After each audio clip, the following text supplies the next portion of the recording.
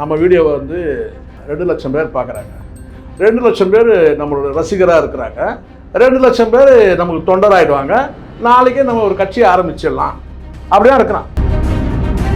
அவன் தன்னை உயர்வாக நினச்சின்னு இருக்கான். என்னங்க வந்து கருணாநிதி, ஜெயலலிதா, மு.க. ஸ்டாலின், எடப்பாடி இவங்களாம் என்னங்க நாட்டை ஆள்றாங்க, என்கிட்ட ரூலிங் கொடுத்து பாருங்க அப்படின்னு சொல்லுவான். ஜிபி முத்துக்கு வந்தான். இப்போ ஜிபி முத்து வீடியோவே போகிறதில்ல. அவன் ஃபாலோவர்ஸ்லாம் எங்கே போனான்? அந்த வியூவர்ஸ்லாம் எங்கே போனான்?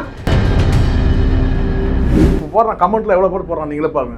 அண்ணன் வாழ்க, அண்ணன் சூப்பர். நாளைக்கு சவுக்கு சங்கரத்துக்கு ஜெயிலில் வச்சாங்கன்னா இவன் போய் பெயில் எடுக்க போகிறான். இவன் எடுக்க மாட்டான். இவங்கள பொறுத்து என்ன செய்யட்டான், வந்து 10 சேனலில் போய் உட்காந்து என்ன செய்கிறான், அவன் ரத்தம் கக்கி சாவான். யார்? ஆங்கர். அவன் வந்து வாந்தி பேதி வந்து செத்துவான். யார்? தகுதி தராதரம் இல்லாமல் கூட்டு உட்கார வைக்கிறீங்க. உங்கள் சேனலுக்குன்னு ஒரு கௌரவம் இருக்காடா இல்லையாடா? உங்களுக்கு நான் கேட்குறேன். இந்த கலாட்டா சேனலே நான் கேட்குறேன். உங்களுக்கு சேனலுக்குன்னு ஒரு கௌரவம் இருக்கா இல்லையா? சார் செலிபிரிட்டின்னு நீங்கள் கூப்பிட்டீங்க சார். அவன் குப்பையாக கூட இருக்கட்டும் சார். அவன் வெளியே போகிறான்னு சொன்னான்னா சரி சார், ஓகே சார், கை கொடுத்து அனுப்பிச்சிடணும். கண்டென்ட்டே வேணாங்கன்னு சொன்னால் இல்லை நான் கூப்பிட்டேன், நீ உட்காந்துட்ட, கேமரா ஆன் ஆயிடுச்சு, நீ பேசி தான் ஆகணும். அப்படி ஒரு மிரட்டல் மாதிரி இருந்துச்சு. இல்லை சொல்கிறான் அடிங் நான் என்ன பண்ணுவேன், நீ லைவ் ப்ரோக்ராம் நடத்துற, அப்போ எடிட் பண்ணுவேன். இல்லை சார் வணக்கம் சார். வணக்கம் சார். சமீபமாக சோஷியல் மீடியாவில் வாட்டர் மெலன் பேச்சு பரபரப்பாக போயிட்டு இருக்கு. வாட்டர் மெலன் என்ன சார் நடக்குது? வாட்டர் மெலன் திவாகர் சார், எனக்கு தெரிஞ்ச வந்து இன்ஸ்டாவில் எவ்வளோ பேர் இருக்கிறாங்க சார் செலிபிரிட்டி. அதாவது இன்ஸ்டாவில் வந்து பிரபலம் ஆகக்கூடியவங்க நிறைய பேர் இருக்கிறாங்க. அதில் ஒருத்தர் தான் இவர். அவங்களும் வந்து என்ன 1 லட்சம் பேர் பார்க்குறாங்க. ஏதோ ஒரு கோமாளித்தனத்தை பண்ணுறாங்க சார். கோமாளித்தனம்னு கூட சொல்ல முடியாது. ஏதோ அவங்க ஒரு அட்ராசிட்டி ஏதோ ஒன்று பண்ணுறாங்க, கையை கால ஆட்டுறாங்க, ஏதோ ஒன்று பேசுகிறாங்க, ஏதோ அது வந்து ஒரு ஃபாலோவர்ஸ் இருக்கிறாங்க. பட் அதை வந்து அவரை ஒரு செலிபிரிட்டியாக வந்து ட்ரீட் பண்ணி வந்து யாரும் பேட்டி எடுக்கலாம்னு வச்சுக்கோங்களேன். அவருக்கு வந்து அவரை பற்றி கேட்கணுன்னா பிசியோதெரப்பி டாக்டர்னு அவர் சொல்லிக்கிறார். டாக்டர்னு அவர் சொல்லிக்கிறாரு. பிசியோதெரபிஸ்ட் அவரை கூப்பிட்டு என்னன்னாக்கா பிசியோதெரப்பி சம்மந்தமாக என்னங்கன்னு சொன்னால் சொல்ல போகிறாரு. இங்கே சதை பிடிச்சிருச்சு, இங்கே வந்து சுளுக்கு பிடிச்சிக்கிச்சு அப்படின்னு சொன்னால் அது என்னவோ சொல்ல போகிறாரு. அதானே கரெக்டு. அவர் வந்து அவர்கிட்ட வந்து நீங்கள் வந்து இன்ஸ்டாவில் வந்து உங்களை இவ்வளோ பேர் ஃபாலோ பண்ணுறாங்க, நீங்கள் இப்படி பேசுகிறீங்க அப்படி பேசுகிறீங்கன்னு சொல்லிட்டு அவர் பண்ணக்கூடிய கோமாளித்தனங்கள்னு சொல்லக்கூடிய அவர் பண்ணக்கூடிய ஏதோ ஒரு செய்கையை வந்து ஒரு ஆட்டிடியூடை வந்து நீங்கள் வந்து மீடியாவில் கூப்பிட்டு பேட்டி எடுக்க வேண்டிய அவசியம் என்ன? ஃபஸ்ட்டு கோளாரே அங்கே தான். இங்கே இன்ஸ்டாவில் வந்து எவ்வளோ பேர் பிரபலங்கள் இருக்கிறாங்க சார். தன்னை பிரபலம் சொல்லிக்கிறவங்க ஏதோ பண்ணுறாங்க. பலூன் அக்கான்றாங்க, ஜாக்கெட் அக்கான்றாங்க, என்னென்னமோ சொல்கிறானுங்க. நான் என்ன சொன்னேன் வந்து இது வந்து இந்த டிஜிட்டல் புரட்சியில் வந்து பல ஆப்கள் இருக்குது. அதில் வந்து இன்ஸ்டாவில் வந்து அவங்க வந்து தன்னை ஏற்கனவே டிக்டாக்ல போட்டு அட்டகாசம் பண்ணியிருந்தாங்க. எவ்வளோ பேர் வந்து கணவன் மனைவியாக கூட சில அட்ராசிட்டிலாம் பண்ணுறதுலாம் நம்ம பார்த்துருக்குறோம். ஏதோ அவங்களுக்குள்ள குடும்பத்தில் நடக்கிறது கூட ஜோக்காக பார்த்துருக்குறோம். பல பேர் திறமையை கூட காட்டுறாங்க, நான் இல்லைன்னா சொல்ல. அதில் வந்து இவர் வாட்டர் மெலான் திவாகர்னு சொல்லக்கூடிய நபரும் ஒருத்தர், அவ்வளோதான். அவர் 100 பேர் பார்க்கட்டும், 1,00,000 பேர் பார்க்கட்டும். பட் அந்த 1,00,000 பேர் 2 லட்சம் பேர் அவரை ஃபாலோ பண்ணுறாங்கன்றதுனாலே அவங்க ஒரு முக்கியத்துவம் கொடுத்து அவரை பேட்டி எடுக்க உட்கார வச்சு அதுக்கப்புறம் அவர் வந்து நீங்கள் பேட்டி எடுக்கும்போது நீங்கள் கரண்ட் அஃபேர்ஸ் கேளுங்க அப்படின்னு சொல்லி அவர் கேட்கா. கரண்ட் அஃபேர்ஸ்னால் நான் உங்ககிட்ட என்ன கேட்க முடியும்னு சொல்லிட்டு அதுக்கு பதில் நீங்களே கேட்டு நான் சொல்கிறேன். இந்த கலாட்டா சேனலில் பண்ணக்கூடிய விஷயம் தான் நான் சொல்கிறேன்.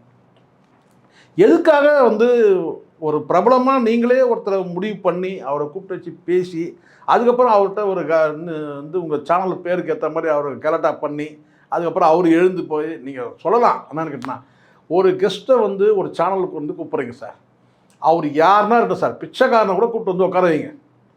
அப்படி தான் பண்ணுறீங்க நீங்கள். அந்த சேனலே அப்படி தான் பண்ணிகிட்ருக்கு. நீங்கள் பிச்சைக்காரனை கூட கூப்பிட்டு வந்து உட்கார வச்சு நீங்கள் வந்து நீங்கள் நேர்காணல் பண்ணுங்கள். அவர் வந்து உங்களுக்கு யார்? பிச்சைக்காரனா? உங்களுக்கு கெஸ்ட். அவர் நான் பதில் சொல்ல மாட்டேன்னு எழுந்து போனார் சொன்னால் எப்படி நீங்கள் அவரை வந்து வரவேற்பு கொடுத்தீங்களோ அதே மாதிரி கொண்டு போய் நீங்கள் அவரை வந்து கார் ஏற்றி கார்லையோ பைக்லையோ எப்படி வந்தாலும் அவரை அனுப்பிடணும். அவ்வளோதான். அதாண்டி அவர்கிட்ட நீங்கள் சண்டைக்கே போகக்கூடாது.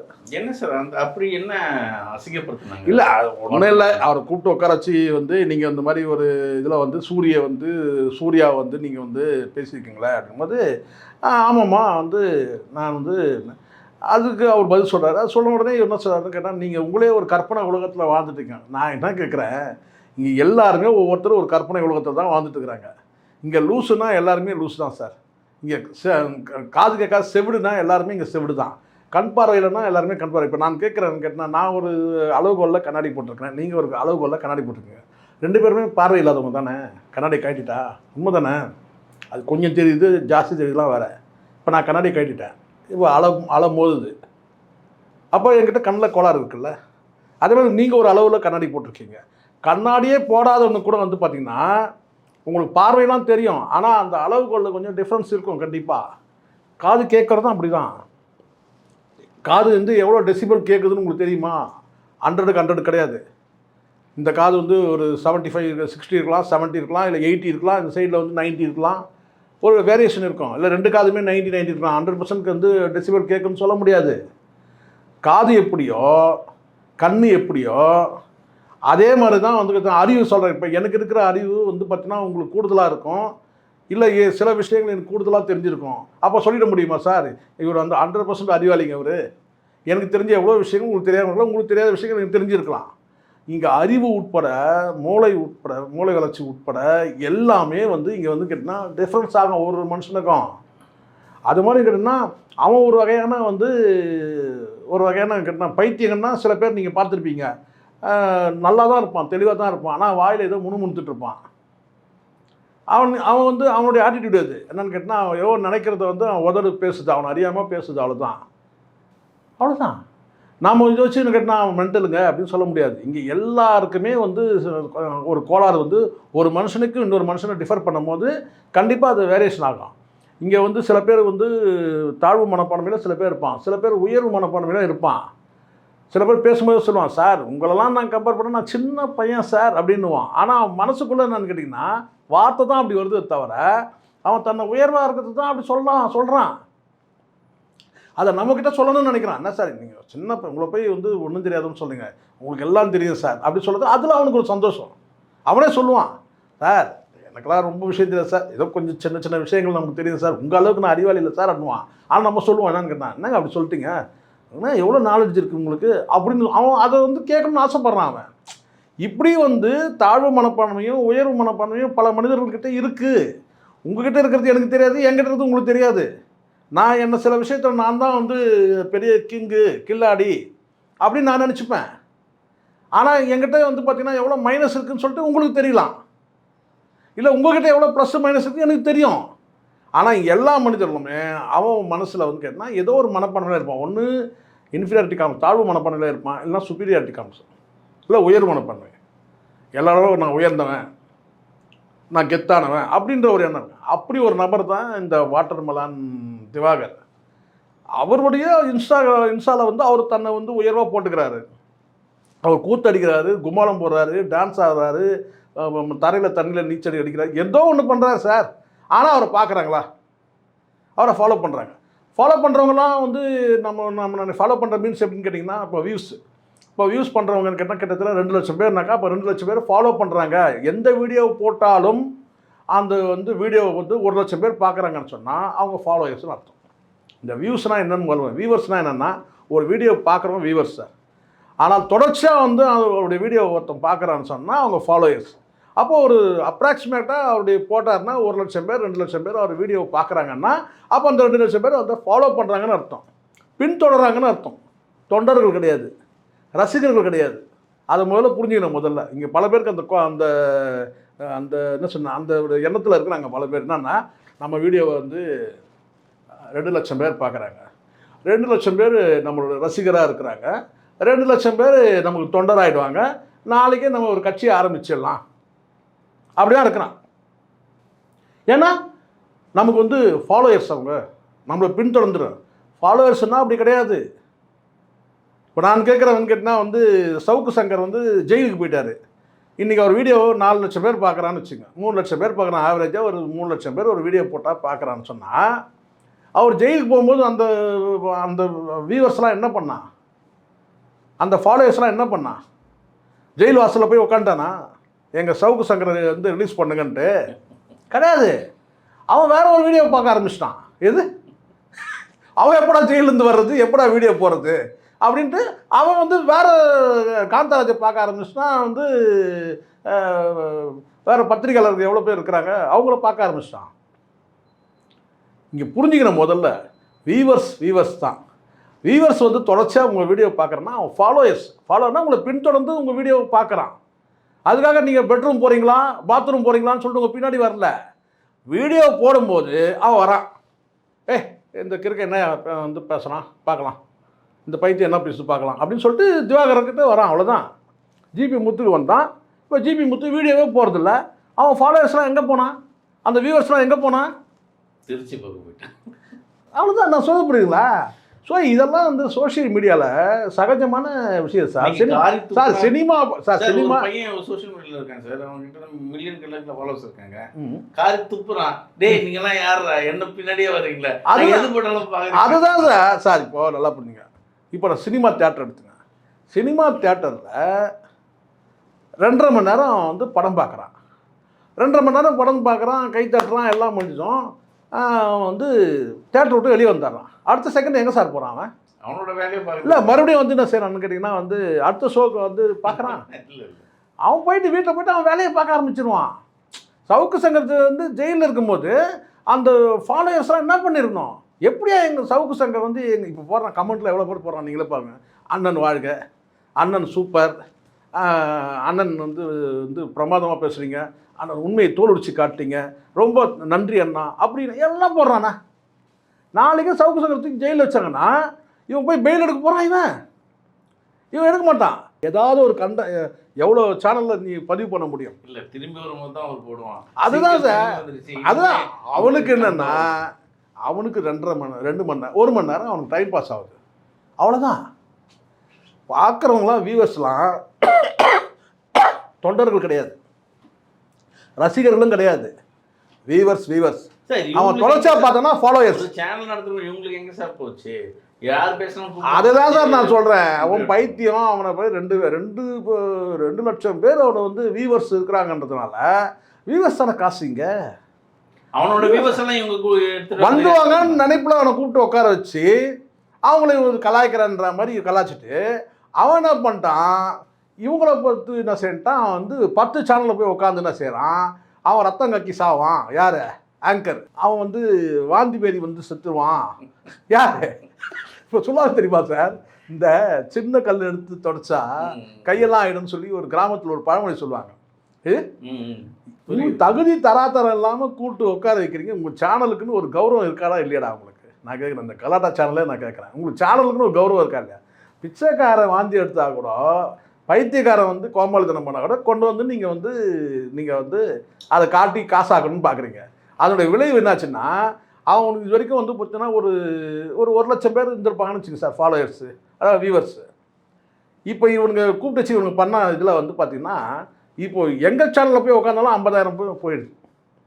அவன் ஒரு நாளைக்கு 10 சேனல் வந்துட்டான். மதுரையிலேருந்து இங்கேயே செட்டில் ஆகிட்டான். இங்கே சென்னையில் சாலிகிராமத்தில் ஒரு ஹோட்டலில் ரூம் எடுத்து தங்கிட்டான் சார். பிஸி. ஒரு பழப்பு கொடுத்துருக்காங்க. ஆமாம், பிஸி. இப்போ அவன் வந்து பார்த்தீங்கன்னா இனிமேல் வந்து எல்லாமே பேசுவான். நீங்கள் பொலிட்டிக்கல் பேசுவான், சினிமா எல்லாத்தையும் பேசுவான். இனிமேல் அவனுக்கு கன்வென்ஷன் வந்து பார்த்தீங்கன்னா இப்போ என்ன சொல்கிறான், இந்த சேனலில் என்னை கூப்பிட்டாங்க, எனக்கு கன்வென்ஸே கொடுக்கவே இல்லை அப்படின்னு சொல்லிட்டு வந்து அசிங்கப்படுத்துகிறான். உங்களை கன்வென்ஸ் கூட கொடுக்கவே இல்லை, நீங்கள் கஸ்தூரிக்கே கன்வென்ஸ் கொடுத்த ஆளுங்க இவங்க. நம்ம அந்த கதைலாம் தெரியும். என்ன நம்ம அதெல்லாம் பேசக்கூடாதுன்னு பார்க்குறோம். ஆனால் நான் என்ன கேட்குறேன்னா, உங்களுக்கு வந்து ஒரு எத்திக்ஸ் வேணும். ஒரு சேனல் நடத்துகிறீங்க, உங்களுக்கு மினிமம் எத்திக்ஸ் வேணும். வியூஸ் மட்டுமே நமக்கு நோக்கம் கிடையாது, வியூஸும் வேணும். அப்போ தான் நீங்கள் அதுதான் காசு, அதுதான் உங்களுக்கு சம்பளம் எல்லாம் ரைட்டு. ஆனால் அதுக்காக நம்ம என்ன பண்ணணுன்றதை நீங்கள் யோசிக்காமல், நீங்கள் கெஸ்ட்டாக வந்தோன்னா அந்த கெஸ்ட்டாகவே ட்ரீட் பண்ணி அவனை அனுப்பணும். இப்போ அகோரின்னு ஒருத்தன் தான் சார், ஒரு பையன் உங்களுக்கு தெரியும் சார். அவன் குடும்பத்தையே இவனுக்கு வந்து தினம் அவனை பேட்டி எடுத்து, அவன் பொண்டாட்டியை பேட்டி எடுத்து, அவன் குடும்பத்தில் அவங்க பேட்டி எடுத்து பிடிச்சானுங்க. அது மாதிரி நிறைய நடக்குது. அவங்க திருநங்கைகளுடைய 2 பேருக்கும், திருநங்கைகள் உங்களுக்கு தெரியும் நினைக்கிறேன், ரஜினி அம்மாண்டு இன்னொரு அம்மா இருக்கிறாங்கல்ல, அவங்க 2 பேருக்குள்ள ஏதோ அந்த பிரச்சனை. அதை தினம் அவங்கள கூட்டு பேட்டி எடுத்து அவங்க வந்து இப்போ கோர்ட்டே கேஸு போயிடுச்சு. அவங்க ரஜினி அம்மான்றவங்க இப்போ கோர்ட்டில் கேஸை போட்டிருக்கிறாங்க. 2 தரப்புலையும் யார் பக்கம் பிரச்சனைன்றது நீதிமன்றத்துக்கே போயிடுச்சு. ஒரு 10 சேனல் மேலே கேஸை போட்டாங்க. அது ஒரு பக்கம் போயிட்டுருக்கு. நான் என்ன சொல்கிறேன்னா, ஒரு கெஸ்ட்டு நீங்கள் பேட்டி எடுக்கிறீங்க, அந்த பேட்டி எடுக்கும்போது அந்த கெஸ்ட்டு வந்து இன்னொருத்தரை, யாரையோ ஒருத்தரை யாரோ ஒருத்தரை வந்து பார்த்தீங்கன்னா காயப்படுத்துகிற மாதிரி இல்லை திட்டமிட்டு பிளான் பண்ணி ஒரு உள்நோக்கத்தோடு வந்து பேசுகிறாங்கன்னா நீங்கள் சேனல் வந்து உஷாராகணும். நம்ம சேனலை வந்து இவங்களுடைய தனிப்பட்ட விஷயத்துக்கு பயன்படுத்திக்கிறாங்க அப்படின்னு அலர்ட் ஆகி என்ன செய்யணும்னா, இனி தேவையில்லை, இந்த கெஸ்ட்டு இனிமேல் நமக்கு தேவையில்லை அப்படின்னு நீங்கள் முடிவு பண்ணணும். இல்லை அந்த கெஸ்ட்டு நீங்கள் கூப்பிட்டு வச்சு நீங்கள் பேட்டிங்கன்னா உள்நோக்கமே இல்லை, உங்களுக்கு ஒரு எத்திக்ஸை மெயின்டைன் பண்ணிங்கன்னா அவங்கக்கிட்ட முழுமையான கேள்வி, ஏன்னா அவங்க உங்களுடைய கெஸ்ட் ஆகிடுறாங்க. உங்கள் சேனலை பார்த்தீங்கன்னா அவன் கெஸ்ட்டு, அவன் யாருன்னா இருக்கட்டும், அவனை முழுமையாக பேட்டி எடுத்து அவனை அனுப்பணும். அவன் எழுந்து போகிறான்னு வச்சுக்கங்களேன், இல்லைங்க நான் நீங்கள் கேட்குற கேள்வி எனக்கு பிடிக்கல, நான் வெளியே கிளம்புறேன்னு சொன்னால் அவனை மரியாதையாக அவன் வந்து வண்டி ஏற்றி அவனை அனுப்பி விட்டுறணும், அவ்வளோதான். அப்போ நீ வந்து உடனே பாக்கெட்டில் கை விட்டுன்னு நீங்கள் சண்டை போடுற மாதிரி நடந்துக்கிட்டது தப்பு இல்லை. சேனல் நடத்துகிற லட்சணமாவது நான் கேட்குறேன் சார். செலிப்ரிட்டின்னு நீங்கள் கூப்பிட்டீங்க சார், அவன் குப்பையாக கூட இருக்கட்டும் சார், அவன் வெளியே போகிறான்னு சொன்னான்னா சரி சார், ஓகே சார், கை கொடுத்து அனுப்பிச்சிடணும், அவ்வளோதான். ஜெயலலிதா அவர்களை வந்து உங்களுக்கு தெரியும் நினைக்கிறேன், இன்டர்வியூ கேட்கும்போது ஒரு கேள்வி வந்து நெகட்டிவாக போடுறாரு. அப்போ உடனே வந்து நான் சரினா இவர் எப்படி பண்ணாரோ அதே மாதிரி தான் அந்த மாதிரி பண்ணாங்க. ஒரு இன்டர்வியூ பண்ணும்போது அவங்க உடனே வந்து அந்த மைக்கை காட்டி போட்டு கிளம்பி போயிடுவாங்க. உடனே என் கேள்விக்கு பதில் வந்து சொல்ல தெரியாமல் நீ போகிறேன்னு சொல்லிட முடியுமா? நீங்கள் கேட்ட கேள்விக்கு அவங்களுக்கு பதில் சொல்ல விரும்பலை, அவ்வளோதான். இப்போ என்னையே இருக்கிறேன் சார், எனக்கும் நாயுடுக்கும் காமாட்சி நாயுடுக்கும் ஒரு தடவை வந்து கான்வர்சேஷன் நடக்கும்போது காமாட்சி இந்த என்ன ஒருமையில் பேசிட்டார், என்னையா நீ அப்படின்னு ஒரு மாதிரி பேசிட்டார். அப்போ நான் என்ன சொன்னேன்னா, நான் ஸ்கூல் படிக்கும்போது ஆண்டு விழாவுக்கு நான் ஸ்கூலில் தரையில் உட்காந்துருக்கும் போது ஆண்டு விழாவுக்கு அவர் தான் சார் வந்து சீஃப் கெஸ்ட்டு. எங்கள் ஸ்கூலில், நான் படித்த ஸ்கூலில் சீஃப் கெஸ்ட்டாக வந்து வருகிறாருன்னா அன்றைக்கி வந்து காமாட்சி நாயுடு ஸ்கூல் கெஸ்ட்டாக வந்து சீஃப் கெஸ்ட் அவர். நான் வந்து ஆஃப் ட்ரவுசர் போட்டுன்னு தரையில் உட்காந்துன்னு இருந்தேன். அப்படி இருக்கும்போது அவர் வந்து அவரோட நான் வந்து டிபேட்டில் கலந்துக்கினது எனக்கு சந்தோஷம், எனக்கு மகிழ்ச்சி.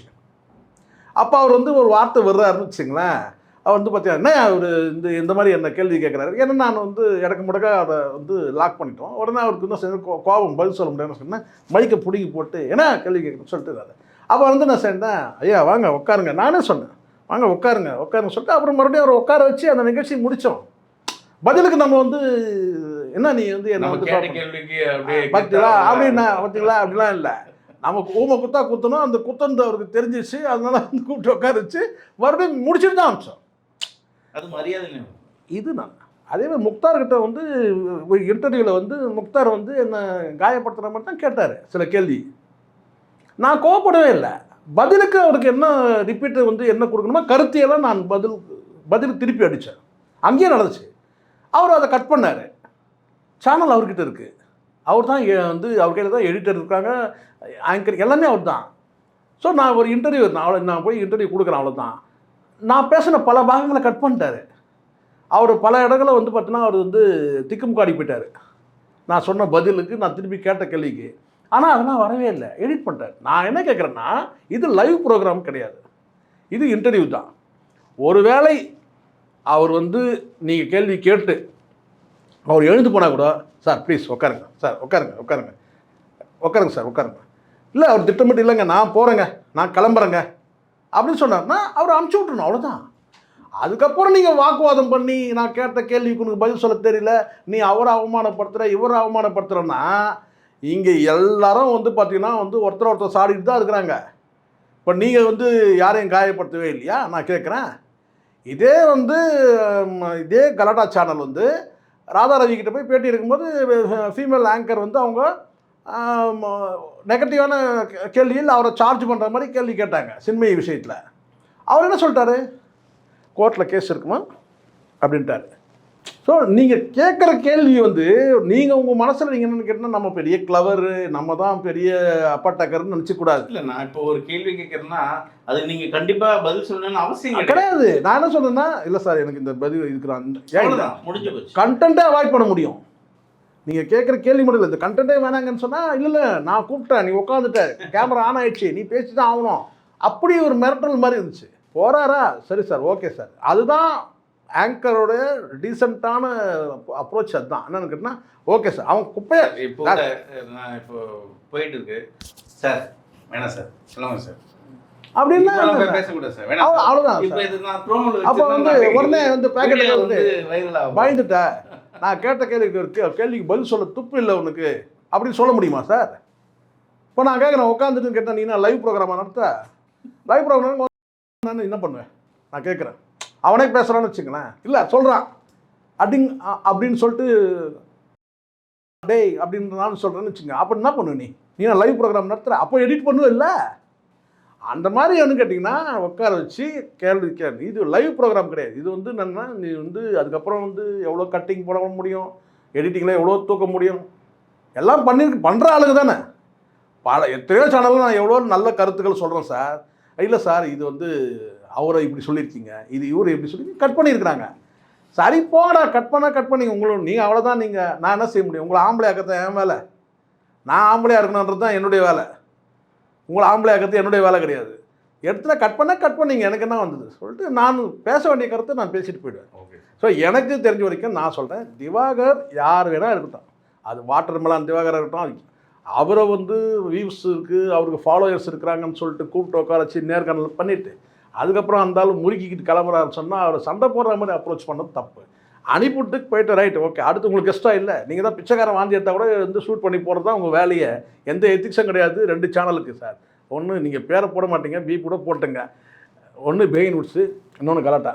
பிச்சைக்காரன் வாந்தி எடுத்தால் கூட அவன் வந்து அந்த வாந்தி எத்தனை வந்து தடவை எடுத்தான், எப்படி எடுத்தான், எடுத்த பிறகு எப்படி எஃபெக்ட் இருக்குது, அவன் எந்த கல்யாண மண்டபத்தில் சாப்பிட்டான், எந்த இலையை எடுத்தான், இப்படி வந்து எந்த குப்பை தொட்டியில் போய் சாப்பிட்டான், இதுதான் சார் இவங்களுக்கு வேலையே. அப்புறம் உங்களுக்கு வந்து பார்த்தீங்கன்னா வந்து பிச்சைக்காரன் வந்து நாங்கள் வந்து என்னை முறைச்சி பார்த்தான், எழுந்து போயிட்டான், நான் கேட்ட கேள்வி சொல்கிறேன், நியாயமா அது? அவனை கூப்பிட்டு கோமாளியும் தெரியுது, பைத்தியம் தெரியுது, அதுவும் சரியாகாத பைத்தியம்னு தெரியுது. அந்த பைத்தியத்தை கூப்பிட்டு உட்கார வச்சு நீங்கள் பேட்டி எடுத்துட்டு அதுக்கப்புறம் அந்த பைத்தியம் வந்து முறிச்சிக்கிச்சு எழுந்து போயிடுச்சு சொன்னால் அது அவ்வளோதான். இங்கே எல்லாரும் பைத்தியம்தான், பர்சன்டேஜ் தான் வித்தியாசம். அவன் வேங்கல்லாம் அவன் வந்து பேச சரியா. இப்போ நான் சொல்கிறேன் நான் பேச சரியாக இருக்கும்னா அவன் சொல்லுவான், ஒருத்தன் ஏன் பேசலாம், அவன் சரி வர பைத்தியக்கார மாதிரி பேசலாம் சொல்கிறதா இல்லையா? கண்டிப்பாக சொல்லுவான். யாரோ ஒருத்தர் சொல்லுவான். அவனோட மைண்ட் செட்டுக்கு வேறு, அவனோட எய்ம் பண்ணுறதுக்கு நேர்மறை அவன் நான் பேசுகிறேன், நான் அவன் இப்படி பேசுகிறான்.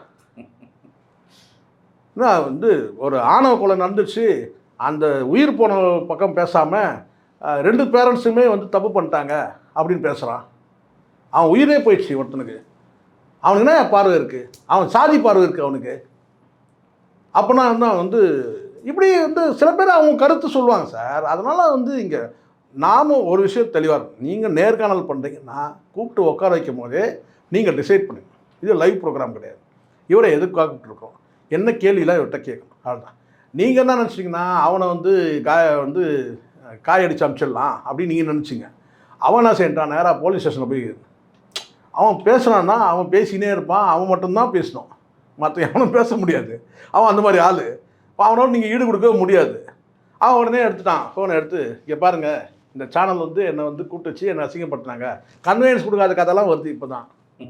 அவனுக்கு இன்னும் அந்த கஸ்தூரி மேட்டர்லாம் தெரியாது. எது கஸ்தூரி மேட்டர்லாம் வந்து தெரிஞ்சிருச்சுன்னா அவன் அதெல்லாம் கூட சொல்லியிருப்பான். நீங்கள் ஹோட்டலில் வந்து டின்னர் அப்போ நீங்கள் கட்டின பில்லு எல்லாத்தையும் பேசியிருப்பான். என்ன சார் என்னுடைய பார்வைன்னு கேட்டினா, அவன் நல்லவனோ கெட்டவனோ சார் கூப்பிட்டு உட்கார வச்சிட்டிங்கன்னா அவனுக்கு உரிய மரியாதை கொடுங்க. அவன் பேட்டி கொடுக்க விருப்பம் இல்லையா, சரிங்க சார் கிளம்புங்க சார், சார் ப்ளீஸ் கிளம்புங்க, ஓகே சார் ரைட், அவ்வளோதான். அதே இது கட்சி ஜெயிக்கிறீங்க, நீங்கள் பேச தான் அவன் போய் வந்து போலீஸ் ஸ்டேஷன் போகிறான், அது பண்ணுறான் இது பண்ணுறான். இப்போ யாருக்கு அசிங்கம்? அதுதான் நான் சொல்கிறேன். அப்போ சேனலோட ஸ்டேட்டஸ் வந்து அந்த ஸ்டாண்டர்ட் போயிடுது இல்லை உங்களுக்கு. நீங்கள் சேனல் நடத்துகிற நோக்கம் என்ன? சமூகத்துக்கு அவலங்களை கொண்டு வந்துருங்க. சமூகத்துக்கு அவலம். இப்போ அவனுக்கு வாட்டர் மெலனை கூப்பிட்டு வச்சு நீங்கள் வந்து சூர்யாவை திட்டினீங்க, அவனை திட்டினீங்க சார். இங்கே எல்லாருக்கும் மாற்று கருத்து இருக்குது. அவன் தன்னை உயர்வாக நினச்சின்னு இருக்கான். அவன் வந்து ஒரு ஸ்டேஜுக்கு மேலே வந்து அவன் வந்து நான் வந்து இந்த நாட்டை கூட நான் ஆள்ற தகுதி இருக்குன்னு அவன் சொல்லிப்பான். என்னங்க வந்து கருணாநிதி, ஜெயலலிதா, மு.க. ஸ்டாலின், எடப்பாடி இவங்களாம் என்னங்க நாட்டை ஆள்றாங்க, என்கிட்ட ரூலிங் கொடுத்து பாருங்க அப்படின்னு சொல்லுவான். அவனுடைய எண்ணம் சார் அது. என்னங்க நடிக்கிறாரு கமல், ரஜினிலாம் என்ன நடிப்பு? சிவாஜி சொல்கிறான் சார், சிவாஜிலாம் என்னங்க நடிப்பு? ஸோ ஒன் டைமில் ஒருத்தர் பெஸ்ட்டாக கொடுத்துட்டாங்கிறதுனாலேயேமா நம்ம வந்து அதை வந்து பெருசாக அவரோட நான் பெட்டராக பெர்ஃபார்மன்ஸ் என்னால் பண்ண முடியும்னு சொல்லிட்டு இப்படி குத்தின்னு ஏதோ பண்ணுறான். ஸோ அவன் மைண்டில் இருக்குது சார். சிவாஜி நடிப்பு சிறந்த நடிகர், ஆனால் அவரே ஓவர் ஆக்டிங் சொன்ன காலமும் இருக்கு. அவரே வேதனைப்பட்டார் அதை. 50 வயசுக்கு நடிக்கிறாரு. ஆமாம், அவரே சொல்லி வேதனைப்பட்டார். ஓவர் ஆக்டிங்னு வந்து சொல்கிறாங்க. ஆனால் உண்மை. ஏன்னா அவ்வளோ மிதமிஞ்சி நடித்து ஒரு ஸ்டேஜில் அவருடைய நடிப்பு வந்து கேட்டிங்கன்னா அவர் ஏன் இதே விவேக்லாம் வந்து அவருடைய வசனத்தை வந்து கேலியாக கிண்டலாக பேசலையா விவேக்கு? அதனால் இதெல்லாம் வந்து காலப்போக்கில் இது மாதிரியெல்லாம் சில சொற்கள் வரும் சார். சில நல்லதும் வரும், கெட்டதும் வரும். சில பேர் வந்து ஆஹா அவரெல்லாம் ஒரு பெரிய நடிகனா அப்படின்னு சொல்லி கமலஹாசன் சொல்கிறனும் உண்டு, ஆகா ஓஹோன்னு சொல்லணும் உண்டு இல்லையா? நாயகனில் சூப்பராக நடித்தாருன்னு சொன்னான். அதே வந்து இந்த படம் என்னாச்சு, தக் லைஃபு, கழுவி ஊற்றுனானுங்க. அதே கமலஹாசன் தான், இந்த கமலஹாசன், அந்த கமலஹாசன், இந்த கமலஹாசன். காலம் மாறினே இருக்குது சார். யாரோ ஒருத்தர் வந்து இந்த மாதிரி பேச தான் செய்வான். அவனுக்காக பேசுகிறானா இல்லை ஆடியன்ஸுக்காக பேசுகிறானா, அவங்ககிட்ட கொண்டு போய் மைக்கை நீட்டிட்டு அதுக்கப்புறம் அவன் இப்படி வாந்தி எடுத்தான் அப்படி வாந்தி எடுத்தான்னு சொல்கிற அர்த்தமெல்லாம் இருக்குது. நன்றி சார். நன்றி சார்.